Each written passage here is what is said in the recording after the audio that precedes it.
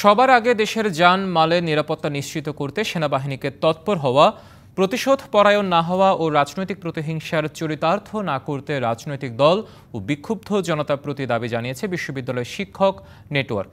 সাম্প্রদায়িক হামলা সহ সব সহিংসতা রুখে দাঁড়ানোর আহ্বান এবং সুরক্ষা, সাম্য ও ন্যায় বিচারের দাবিতে মিছিল ও সংবাদ সম্মেলনে এসব কথা বলেন শিক্ষকরা। বিশ্ববিদ্যালয় শিক্ষক নেটওয়ার্ক আয়োজিত এই কর্মসূচিতে প্রথমে শাহবাগ থেকে মিছিল নিয়ে স্বাধীনতা সংগ্রাম ভাস্কর্য উদ্যান পর্যন্ত যাওয়া হয়। পরে সেখানে সংবাদ সম্মেলনে অভিযোগ করে বলা হয়, ছাত্র জনতার অভূতপূর্ব বিজয়ের পর যেসব নারকীয় তাণ্ডব চালানো হয়েছে তা থামাতে সেনাবাহিনী বা আইনশৃঙ্খলা বাহিনী বা দায়িত্বশীল কেউই কোনো ভূমিকা রাখেননি।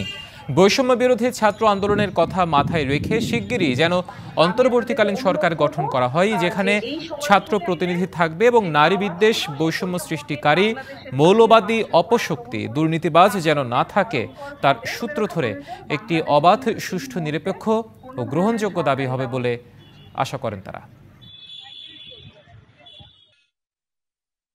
শাসন ও শাসকের বদলের ক্রান্তিকালে ভয়াবহ নৈরাজ্য ও অরাজকতা সৃষ্টি হওয়ার আশঙ্কা সবসময় থাকে। যারা এখন সরকার হিসেবে বাংলাদেশের দায়িত্ব পালন করছেন, যে আপনারা এই দায়িত্বটুকু এবং নাগরিকের যে নিরাপত্তাটুকু সেটা এই মুহূর্ত থেকে আমাদের জন্য পালন করুন।